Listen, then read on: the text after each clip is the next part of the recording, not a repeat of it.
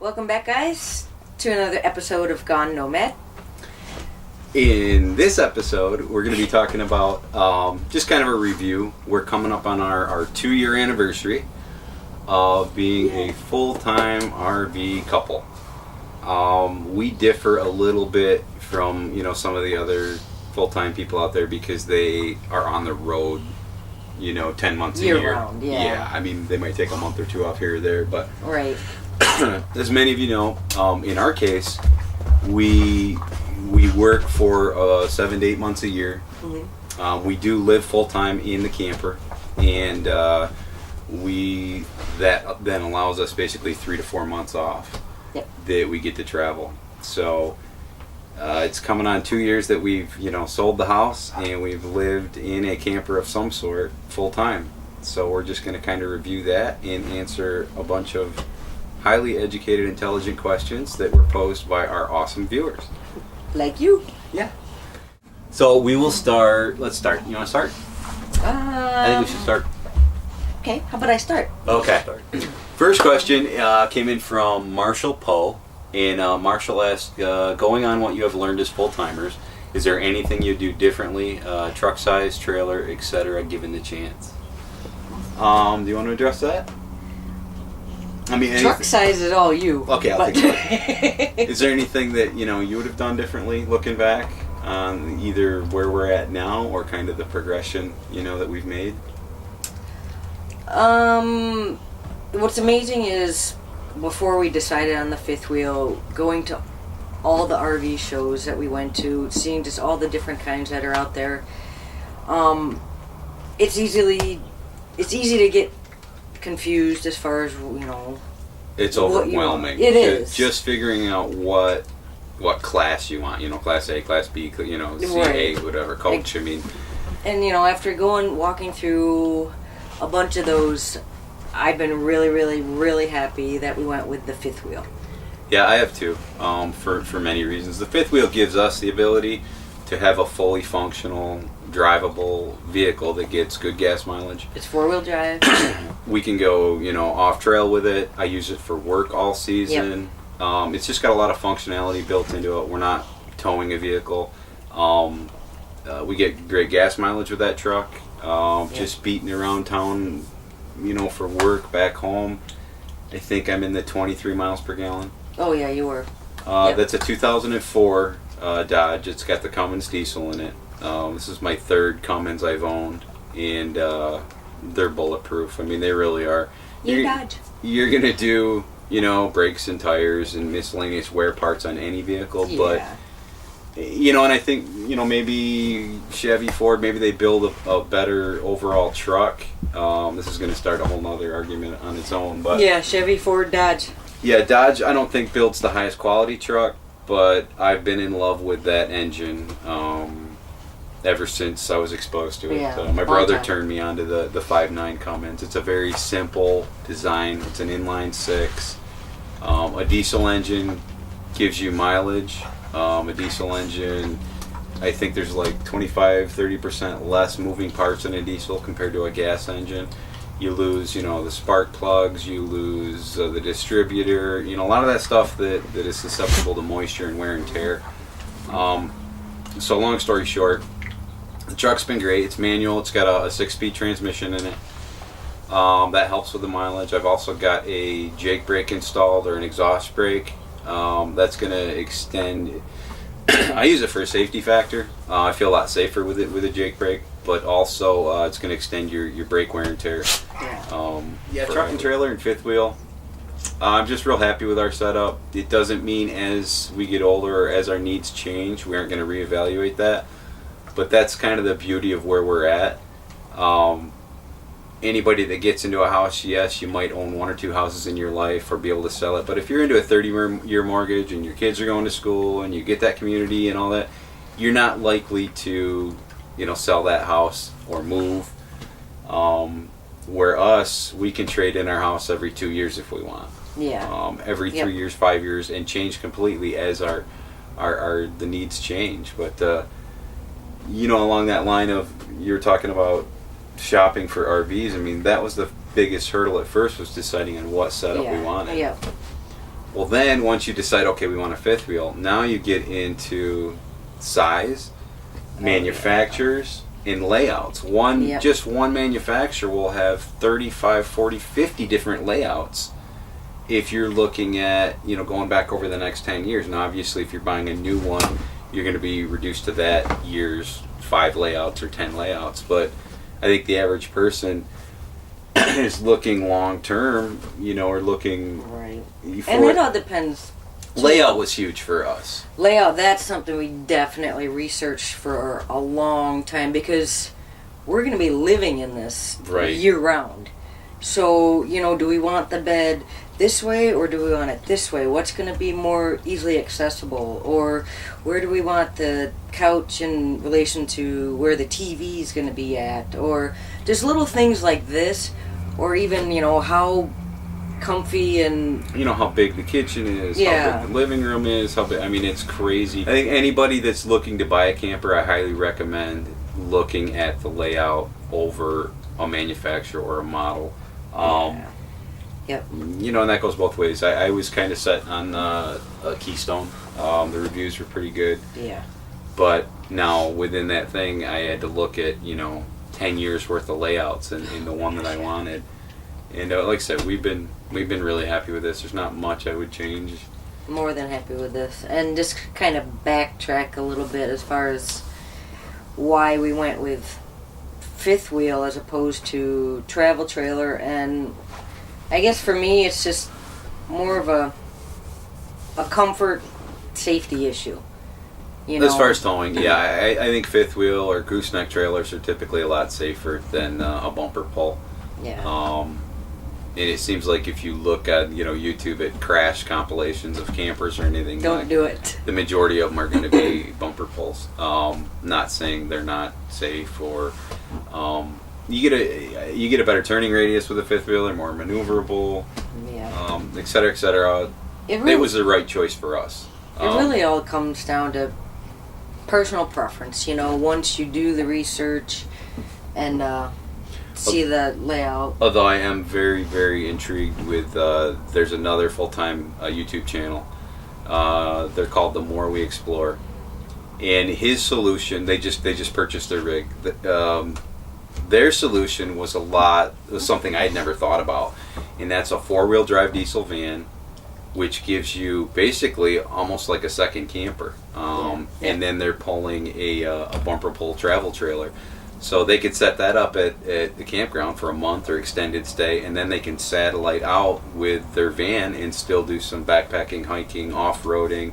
They can haul their bikes, all their gear. So that's a very cool solution too, that I had never even thought of anybody doing that. So I'm curious to see how that's going to work out for them. But it looks like it's the smart decision. So. And they're happy. So that's good.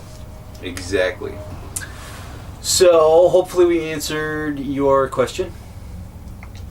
And we were talking the last video, not to interject or whatever, but the shooting indoors, shooting outdoors as far as making our videos. And the glare from these windows drives me nuts because it's super blown out, or it's been a battle. We're really dark, and I don't know. Here, let's see if we can do something. How's that? You like that better? That's a lot better. That one's pretty cool.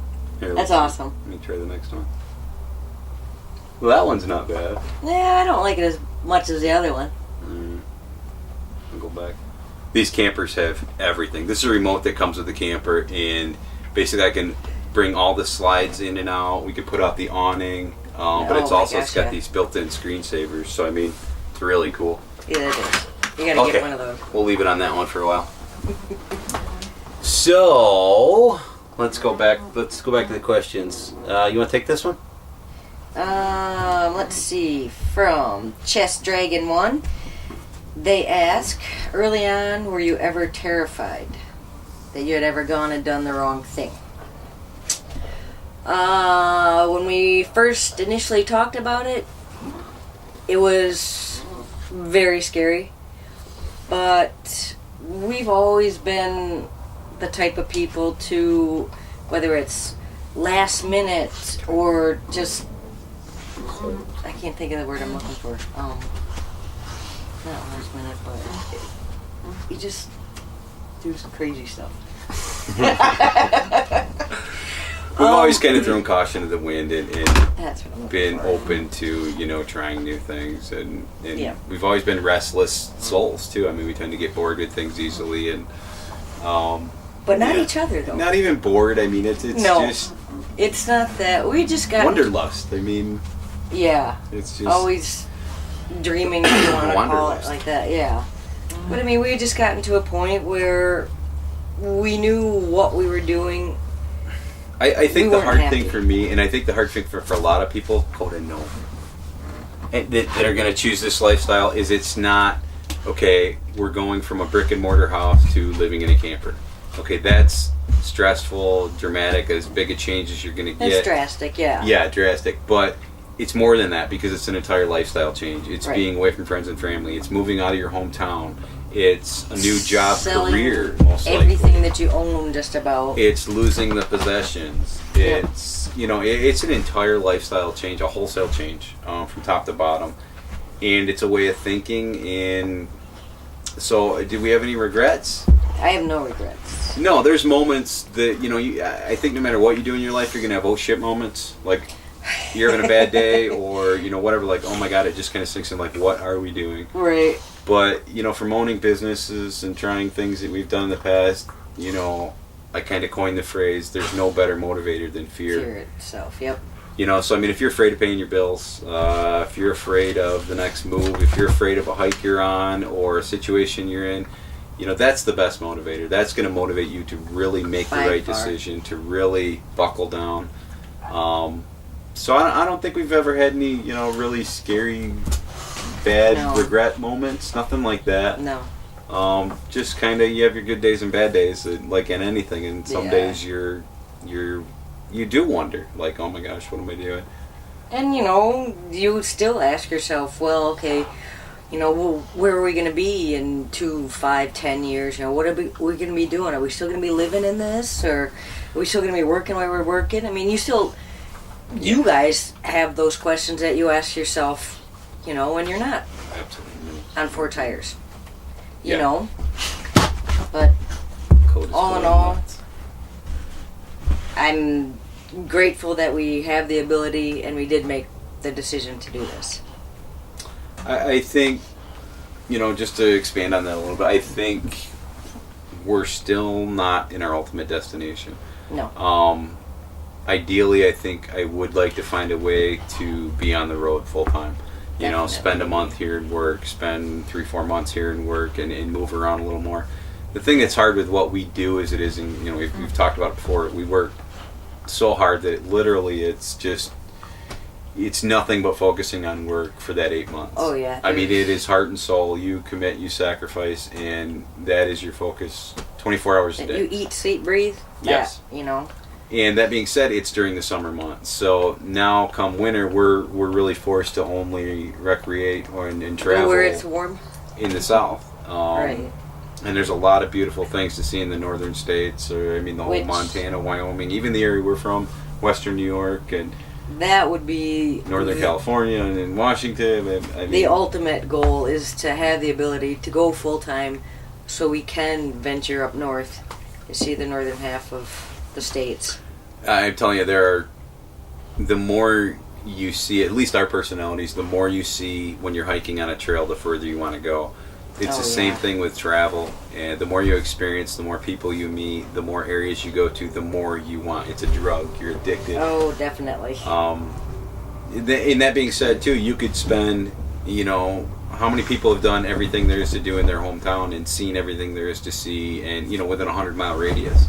Everybody's got a bucket list or things they want to do. Well, now multiply that times the entire country. Yep. You could go from city to city and spend 5 years, or area to area, and not see and do everything you want to do. So Endless. it's exciting and it's addicting, and I think that's why so many people are drawn to this lifestyle. Definitely. I agree. So hopefully, Chess Dragon 1, we answered your question.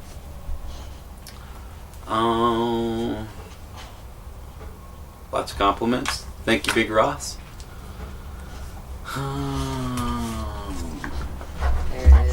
Okay, this is a question from Living the Good Life. Living the Good Life. And this one is, thanks guys, how often do you move? Let's do that one first. When we're actually traveling on the road, this season has been completely different. Last year we were just run and gun. It was a week here, a couple days there, 2 weeks there. Yeah. I mean, because it was all just new. It was the first time we were out in Arizona, and we were so excited to be away from work and to go hiking, and that, I mean, we just couldn't stay in one place long enough. And I think a lot of people that I've read their accounts are, full time. That's the first time around. That's kind of what you do. You're just so geeked up. Yeah. So this year it's been totally different, and it's actually even been a little more limited than what I wanted to do. Part of it was because of my knee, and part of it was because of Coda, kind of training her. And the other thing is, we were kind of in an area that we were setting up, helping my mom get set up. Oh yeah, yep. So it's been totally different this year. This year we've spent. The other thing is finances too. Always plays a part in anything you do. This year, because we had health insurance, we had to purchase health insurance. That's an extra $500 a month bill. And I knew we could make it financially, but I didn't realize how much that limited us as far as traveling. So now we've been shopping instead of staying here for a week, paying full price, staying here for a couple days. We stay for a month. You try and stay somewhere for a month. So normally if you were staying weekly or nightly, it's going to cost you $800 to $1,000 in campground fees a month, depending on where you're staying. But to actually come into a nice resort and say, I'm going to stay there for an entire month, you get a monthly rate from anywhere from $300 to $500 a month. Yeah, so that's it's dirt cheap. It's been huge. So we've been trying to save money that way. Well, that means we've been traveling a lot less. And then the other thing is, all these little day trips. If you want to drive 40 miles somewhere and do a hike, go into a state park, it's $5, $10 to get in for the day. All these little things, I mean, they'll add up. Your gas, your food, it's a $50 day just to go and hike somewhere sometimes. Yep. That's just hiking. The other thing is, the zoos and the tourist attraction stuff, it all adds up. It's hard to have, if you're doing anything, eating meals or traveling or whatever, it's hard to do anything for less than a $50 day, really. Yeah. So this year, to answer that question, we have not moved around near as much. And like I said, you're going to be able to stay a lot cheaper if you do that. And that's been fine. Oh my gosh, yeah, definitely. Living the Good Life's next question. What's the average cost annually to RV full time? I know it's a popular question for everybody, and I don't know if there's any true good answer out there because there are so many variables.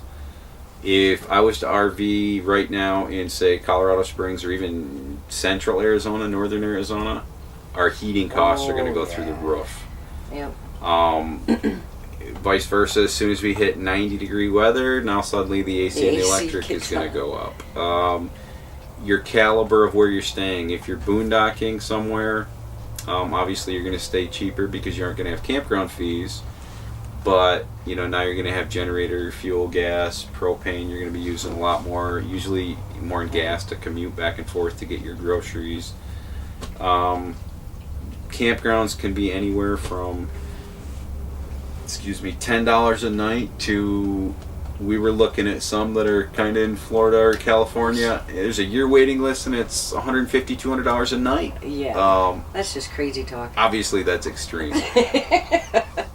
With the style of camping that we've been doing, we're probably averaging, I would say throughout an entire season, $15 to $20 a night between extended stay, boondocking, and state parks. Yeah, yep. So if you want to factor that in, and then you're going to have your normal grocery bill. So just the camping side of it, you can do it pretty cheap. Yeah. Just the living side of it.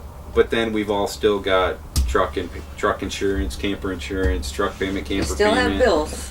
Health insurance, vet bills, dog food. You have all the same bills. Yep.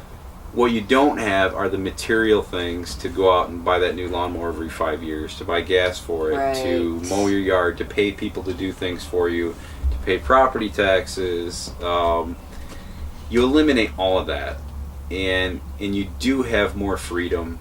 Like I said, if we're in a bind, we can go and eat ramen noodles and boondock. Yeah. for 3 weeks straight and save a bunch of money. And I think if we did do this full time and travel around, I think our income would be limited a little more, so we'd be forced to do that a lot more. Right. We work the 8 months, we've got 4 months off, so this is like a vacation for us a little bit. We extended one. Yeah.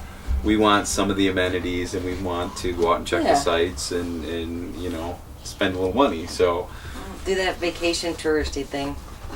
I wish I could give you a better answer on what it's going to cost, but it just really all depends on. Well, let's just try and ballpark it. Depending on how much you're traveling, you know, you could spend $100 a month on fuel for your tow vehicle. You could spend, you know, say medium ballpark, say $800 a month on camper freeze. Yep. Your groceries are going to be normal. Whatever you spend on groceries, $300 to $500 a month probably. I would say propane and fuel, you're going to do $25 to $50 a month. Yeah. For camper, you know, electric and fuel and any of that. So that's the camping side of it. It's probably about what your expenses would be, but then, like we said, you've got all the other bills. Right. And just how much you want to play. Yeah. All the extras.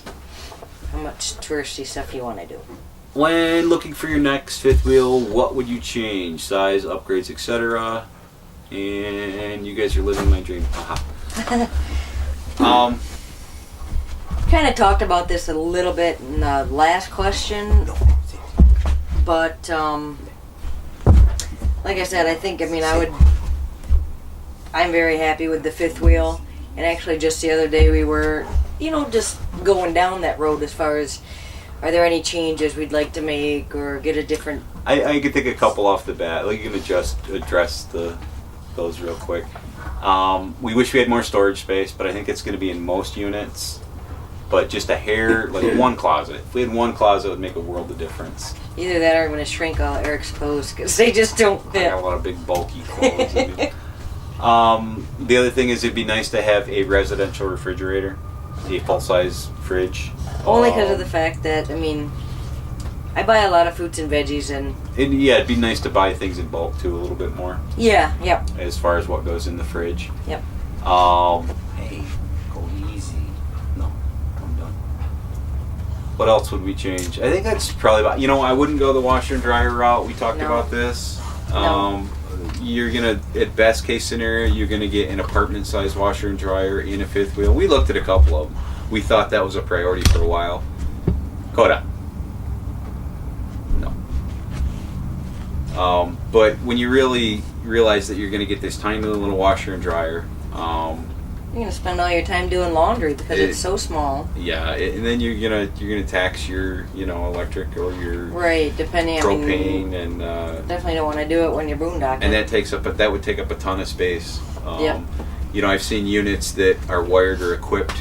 They have the washer and dryer closet without the units in there, and it's a tremendous amount of storage. I mean, oh yeah, it would be awesome to have that. Yep. Now to suddenly fill that with a washer and dryer, a limited washer and dryer at that, I just don't think it's worth it. To each his own. I mean, everybody's going to be different, but for us, I don't think I would be interested in that. I've got no problem either. If we're staying at a campground that's got laundry facilities, you just do it there. Usually they're not that expensive, and it's just perfect. You can walk down, drive down, whatever. Otherwise, if we're not, then we'll just find a laundromat in the area that we're staying in, and we just go there. Hopefully it's not in the hood, so...